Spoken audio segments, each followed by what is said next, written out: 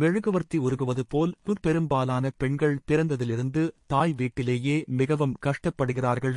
எப்படியோ முட்டி மோதி படித்து வேலைக்கு போய் சம்பாதித்து அவர்கள் காலில் நின்று திருமணத்தையும் அவர்களே செய்து கொள்கிறார்கள். அவர்கள் துரதிர்ஷ்டம் புகுந்த வீட்டிலும் குடும்ப பாரம் இவர்கள் தலையில்தான். அதையும் சமாளித்து குடும்ப பாரத்தை சுமந்து பிள்ளைகளை பெற்று வளர்த்து அவர்களுக்கு ஒரு வாழ்க்கை ஏற்படுத்திக் கொடுக்கிறார்கள். பிள்ளைகளுக்கு ஒரு வாழ்க்கை ஏற்படுத்திக் கொடுத்த பின், முக்கியமாக பெண் பிள்ளைகளுக்கு வாழ்க்கை ஏற்படுத்திக் கொடுத்த பின் அவர்கள் வீட்டில் பெண் பிள்ளைகள் சந்தோஷமாக வாழ வேண்டிய வழிவகைகளையும் தாய் முடிந்த அளவு செய்கிறார்கள்.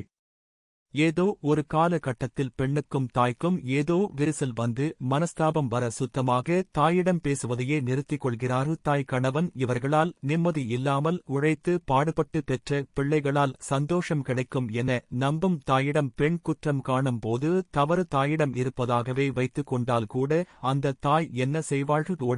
ஓடினாள் வாழ்க்கையின் ஓடத்திற்கே ஓடினாள். அங்கு கடல் இருந்ததால் திரும்பி வந்து விட்டாள். இதுதான் அந்த தாயின் நிலை. எனவே குடும்பத்திற்காக, முக்கியமாக பெண் பிள்ளைகளுக்காக மெழுகுவர்த்தி போல் உருகும் தாயிடம் பிள்ளைகள் ஆதரவாக இருந்து அடுத்த தலைமுறைக்கு உதாரணமாக இருந்து சந்தோஷமாக வாழ்வாங்க வாழ வாழ்த்துக்கள்.